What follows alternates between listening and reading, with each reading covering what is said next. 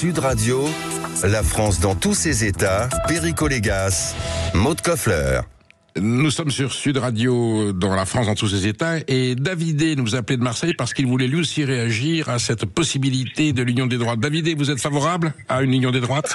Ah bah oui, totalement. Hein. Pour une ancienne personne de gauche, hein, j'ai été de gauche à partir de Mitterrand et j'ai lâché, on va dire, la gauche quand Jospin a perdu les élections parce que là j'ai commencé à réaliser que toutes les décisions qui ont été prises par la gauche, malheureusement, n'allaient pas dans le bon sens. Donc en 1995, voilà. La situation de la France, mais on a envie de se mettre à genoux et de pleurer. On se dit, c'est pas possible.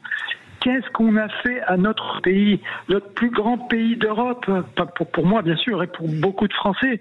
Et on se dit, c'est pas possible. Quand on voit aux États-Unis la personne qui est au pouvoir actuellement, ce qu'il est en train de faire, que ce soit sur sa première élection et sur sa deuxième, mais la personne fait la paix partout dans le monde. Même l'Indonésie, maintenant, tous ces pays viennent le voir. Aidez-nous, s'il vous plaît, on veut la paix chez nous aussi. Et là, quand on voit en France, malheureusement, que c'est qu'une question de paix, parce que quand on a vu ce que notre président a été voté pour un État qui était dirigé par des terroristes, on se dit, mais qu'est-ce qu'ils cherchent exactement ? C'est une catastrophe et politiquement, alors là on n'en parle même plus parce qu'il n'y a plus de politique en France. C'est du n'importe quoi. On a l'impression de vivre dans un cirque.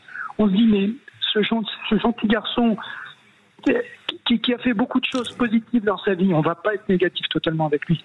Mais on se dit, mais à un moment, il faut qu'il prenne ses valises et qu'il s'en aille et qu'il laisse le pays se reconstruire. Et qui peut reconstruire le pays ? Ben, c'est la droite. Qu'est-ce qu'ils ont, la droite ? Tout le monde est très d'extrême droite. Mais est-ce que les gens connaissent l'histoire ? Qu'est-ce que c'est l'histoire de l'extrême droite ?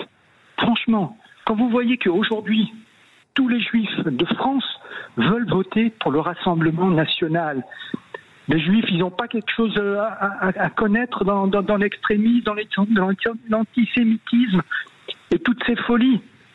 Oui, ils ont quelque chose à connaître parce que ça fait partie de leur histoire. Ils ont vécu ça pendant toute leur histoire.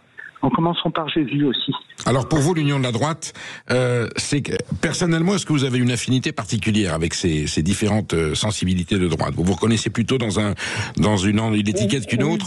Oui, en fait, on va dire oui et non, parce qu'en fait, bon, le plus grand parti de droite, c'est le Rassemblement national.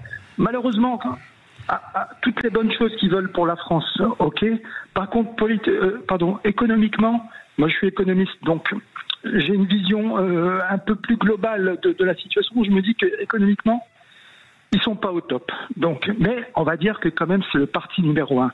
Après, tous les autres partis qui viennent, hein, que ce soit les Patriotes, que ce soit Zemmour, etc., et même LR, il faut que tout le monde se réunisse, qu'ils s'assoient ensemble et qu'ils décident des décisions où tout le monde est d'accord, on va dire. C'est sûr qu'il y a des choses qu'il faudra peut-être pas faire. On verra si vous êtes entendu, Davidé. Stéphane Ravier pensait la même chose que vous et on verra bien si ce projet aboutira un jour. Merci pour votre témoignage en tout cas et bon courage, Davidé.